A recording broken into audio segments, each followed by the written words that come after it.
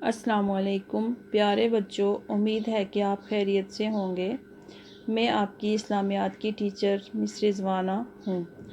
آج ہم اپنے نئے سیشن کا آغاز اس دعا سے کرنے جا رہے ہیں کہ اللہ تعالیٰ آپ کو صحت و تندرستی عطا فرمائے، اور یہ ہے آپ کی اسلامیات کی کتاب اسلام کا سفر۔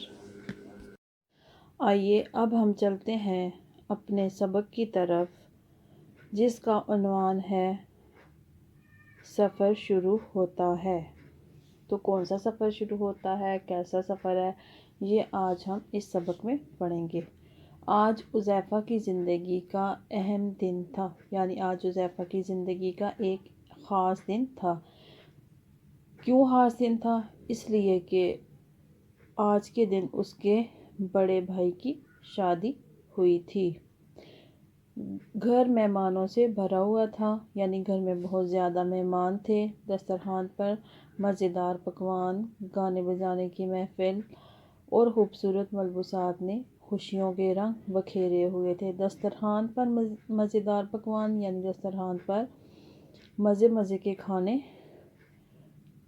تھے، گانے بجانے کی محفل اور خوبصورت ملبوسات نے گانے بجانے کی محفل تھی اور لوگوں نے خوبصورت لباس پہنے ہوئے تھے، اور وہ خوبصورت لباس خوشیوں کے رنگ بکھیر رہے تھے۔ مہمانوں کو والد کے ہمراہ دروازے تک رخصت کرنے کے بعد حذیفہ نے گھر والوں کے ساتھ مل کر گھر کی صفائی کی، یعنی جب ان کے گھر سے مہمان جانے لگے تو حذیفہ بھی اپنے والد کے ساتھ اپنے مہمانوں کو رخصت کرنے دروازے تک گیا۔ اس کے بعد حذیفہ نے گھر والوں کے ساتھ مل کر اپنے گھر کی صفائی کی، پھر اس نے عشاء کی نماز پڑھی۔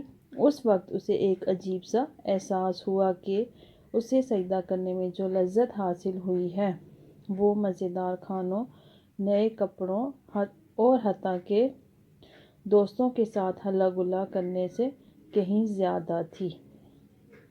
نماز پڑھ کر وہ اس ندی کی طرف چلا آیا جو اس کے گھر کے ساتھ بہتی تھی۔ جب حذیفہ نے عشاء کی نماز پڑھی، عشاء کی نماز کے بعد حذیفہ اس ندی کی طرف گیا جو اس کے گھر کے ساتھ بہتی تھی، اور وہ اپنے پسندیدہ آڑو کے پیڑ کے نیچے بیٹھ گیا۔ آڑو کے پیڑ یعنی آڑو کے درخت کے نیچے وہ بیٹھ گیا۔ گرمیوں کے پورے چاند کی روشنی میں نہائے ہوئے درخت، ندی اور گھاس خوبصورت نظر آ رہے تھے، اور حذیفہ اس دوران یہ سوچ رہا تھا کہ مجھے سجدہ کرنے میں اتنی لذت کیوں ملی۔ وہ سوچنے لگا۔ تیز ندی کے پانی میں نظریں گاڑے وہ یہ سوچ رہا تھا کہ اسے پانی میں کوئی سفید چیز حرکت کرتی ہوئی محسوس ہوئی۔ وہاں پر کسی آدمی کا عکس تھا، یعنی کسی آدمی کا سایہ تھا جو ندی میں کھڑا تھا۔ وہ آدمی حذیفہ کے لیے اجنبی تھا، مگر حذیفہ اس سے ذرا بھی خوفزدہ نہیں ہوا، یعنی حذیفہ کو اس سے کوئی بھی ڈر خوف محسوس نہیں ہوا۔ شاید اس لیے کہ اجنبی کا چہرہ بہت ہی مہربان، بہت ہی بھلا تھا، یعنی بہت اچھا تھا۔ السلام علیکم، اس شخص نے ندی سے نکل کر حذیفہ کی طرف آتے ہوئے کہا۔ میں خضر ہوں، یعنی جو شخص ندی سے نکل کر حذیفہ کی طرف آیا اور اس نے کہا السلام علیکم، اور ساتھ میں یہ کہا کہ میں خضر ہوں، میں تمہیں یہ بتانے آیا ہوں کہ سجدہ کرنا تمہاری زندگی کا خوشی سے بھرپور لمحہ ہے۔ خوشی سے بھرپور لمحہ یعنی جس وقت تم نے سجدہ کیا وہ لمحہ جو تھا تمہارے لیے بہت زیادہ خوشی کا تھا۔ وہ وقت لمحہ کہا جاتا ہے، وہ وقت۔ حذیفہ یہ سن کر بہت حیران ہوا۔ آپ کو کیسے معلوم ہوا کہ میں کیا سوچ رہا ہوں؟ حذیفہ نے خضر سے کہا۔ میں نے تو اس کے بارے میں کسی کو بھی نہیں بتایا۔ جواب آیا، اللہ تعالیٰ نے مجھے بتایا۔ خضر نے کہا، اللہ تعالیٰ نے مجھے بتایا اور کہا کہ تمہارے پاس جا کر تمہارے سوال کا جواب بتاؤں۔ حیرت ہے۔ حذیفہ خضر کی طرف بڑھا، مجھے بتائیے کیوں؟ معمہ حل ہو گیا۔ معمہ کیا چیز ہے، کس کو کہا جاتا ہے؟ معمہ کا مطلب ہوتا ہے کوئی الجھن، کوئی پریشانی، یعنی حذیفہ کو جو الجھن تھی، پریشانی تھی کہ وہ خضر سے پوچھ رہا تھا کہ آپ کو کیسے پتہ کہ میں کیا سوچ رہا ہوں، وہ حل ہو گیا۔ پہلے میں تمہیں بتاتا ہوں کہ سجدہ کرتے وقت تمہارا جسم کس شکل کا ہو جاتا ہے؟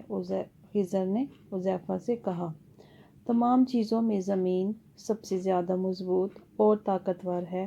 لاکھوں سال سے زمین نے اپنے اندر اور باہر ہر چیز کو سنبھالا ہوا ہے۔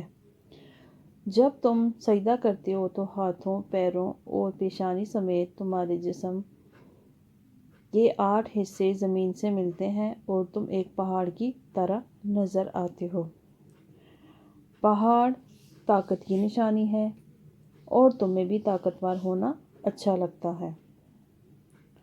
سجدے کی حالت میں جب تم پہاڑ کی طرح نظر آتے ہو تو وہ مٹی اور پتھر کا نہیں ہوتا، یعنی جب ایک انسان سجدے کی حالت میں ہوتا ہے اور وہ پہاڑ جیسی شکل کا ہوتا ہے تو وہ مٹی اور پتھر کا پہاڑ نہیں ہوتا، بلکہ اس پہاڑ کے اندر کیا ہے؟ ایک دل ہوتا ہے۔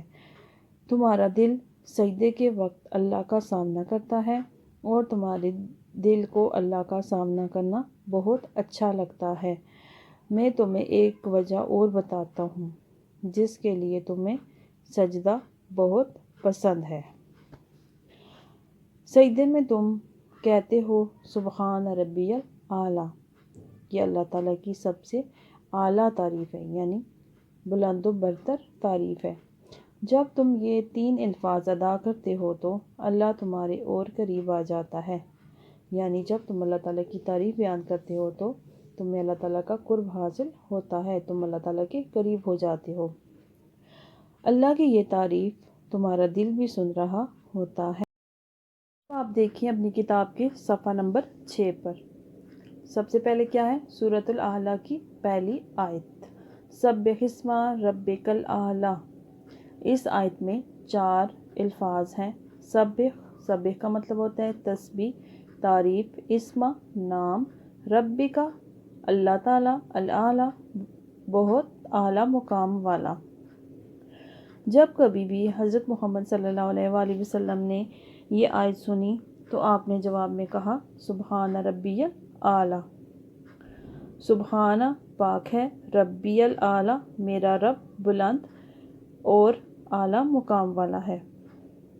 ہم بھی سجدے میں کہتے ہیں سبحان ربی الاعلیٰ۔ اللہ نے تمام فرشتوں کو آدم علیہ السلام کو سجدہ کرنے کا حکم دیا، ابلیس کے سوا تمام فرشتوں نے سجدہ کیا۔ ابلیس نے تکبر کی وجہ سے سجدہ نہیں کیا آدم علیہ السلام کو۔ دیکھیں آپ اپنی کتاب کے صفحہ نمبر 7 پر الفاظ کے معانی تحریر کریں۔ اسما کا مطلب کیا ہوتا ہے؟ نام، ربی میرا رب، الاعلیٰ بہت اعلیٰ مقام والا، سبح کا مطلب ہوتا ہے تسبیح کرنا، تعریف کرنا، خالی جگہ پر کریں۔ لاکھوں سال سے زمین اپنے اندر مختلف چیزیں محفوظ رکھے ہوئے ہے، تو خالی جگہ میں کیا آئے گا؟ زمین۔ سجدے میں ہم ایک پہاڑ کی شکل بناتے ہیں تو یہاں خالی جگہ میں آئے گا پہاڑ۔ سجدہ ہمیں اللہ کے قریب کرتا ہے تو خالی جگہ میں ہم کیا لکھیں گے؟ اللہ۔ سجدے کے ذریعے ہمارے گناہ معاف ہو جاتے ہیں تو خالی جگہ میں ہم لکھیں گے یہاں گناہ۔ ابلیس نے آدم علیہ السلام کو سجدہ کرنے سے انکار کر دیا تھا تو خالی جگہ میں ہم لکھیں گے ابلیس۔ اب یہاں پر ہمارا آج کے سبق کا اختتام ہوتا ہے، تو آپ اچھی طرح سے سبق کو پڑھیے گا بھی اور غور سے دیکھیے گا بھی۔ اپنا ڈھیر سارا خیال رکھیے گا۔ اللہ حافظ۔